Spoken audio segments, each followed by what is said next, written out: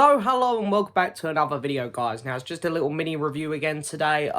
Trying to get this new series started off. There's been 3 big releases this weekend, in all fairness. We had Artemis Fowl, The King of Staten Island, and, of course, the film we're going to talk about today, Da 5 Blood. So, yeah, just trying to get this little mini review series that I've started off full swinging. But first off, thank you to everyone who checked out the first one. It's much appreciated. Thank you to everyone who's been hitting subscribe lately. It really means a lot.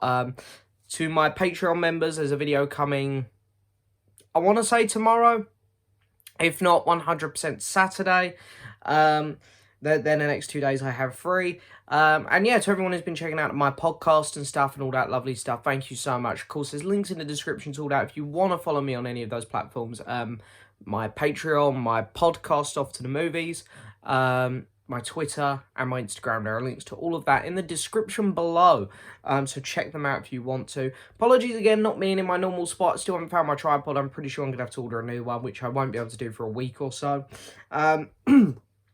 But anyway, let's get started with this actual film review. This is only my second one. As I say, I don't want to go over it in too much detail because I went over it in a lot of detail with my friend Ryan on my podcast. So again, if you want to see me go into this film in more detail, go listen to our latest episode of that. But at the minute, you know, the 5 Blood is Netflix's new film.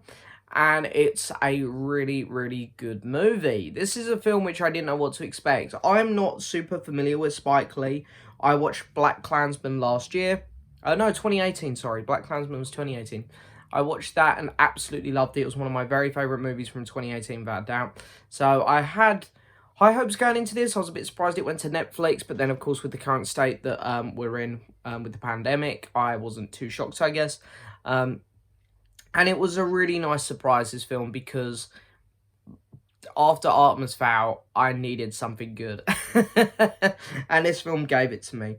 So Spike Lee does a great job with this one. His directing, his style is very unique to him. I love the fact that he tries to educate people throughout his films. He tries to make people very aware of what's going on in the world and what, you know, how people are treated and how things need to change. And of course, it couldn't be more relevant than what's happening in the world at the minute with the whole Black Lives Matter protests going on and whatnot. It's a very powerful movie. The messages are strong. The messages are clear and they're right.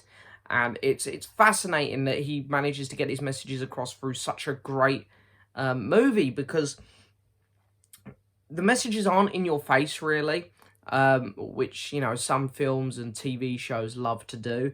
That it's very subtle until the end, really, where they go, hey, this is why this movie kind of happened, why this adventure happened.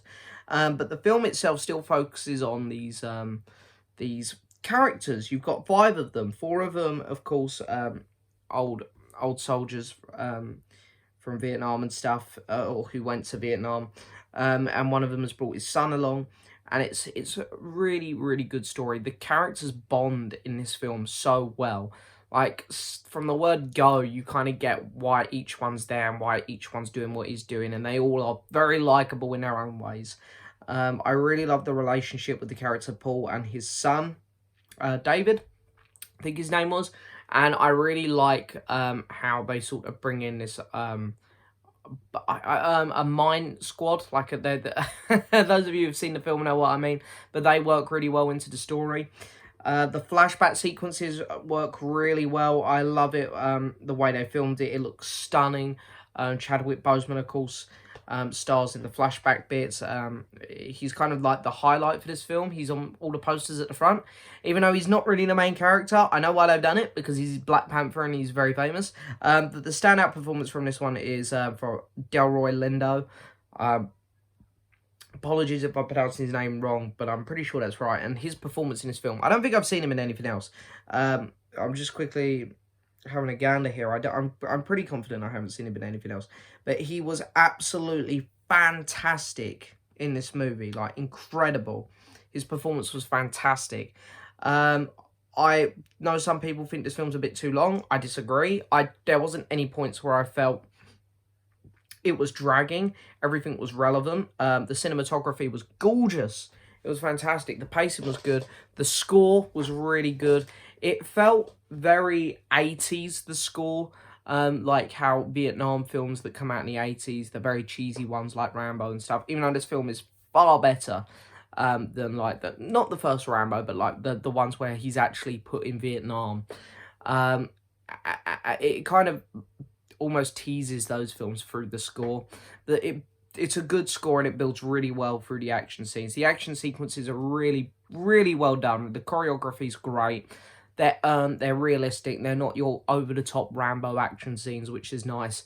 And yeah, I would say this is a really, really strong movie. I really enjoyed it.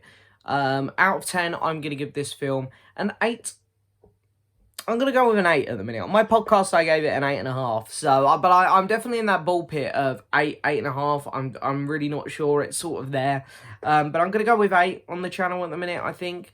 But yeah, Da 5 Blood is easily the best film that came out this weekend out of the 3 for me. Even though I did like The King of Staten Island. I say I will try and review that one at some point this week as well for you all.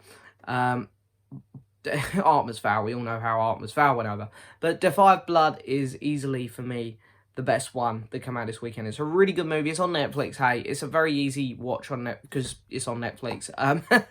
So if you got Netflix, be sure to give it a watch. It really does deserve the time of day. It's really, really, really strong movie. And Spike Lee is very quickly becoming one of my favourite directors. But that is it for this video, guys. As always, I hope you've enjoyed this video. Don't forget to hit that subscribe button, like the video, leave a message, and I'll see you guys next time for another video. Bye-bye.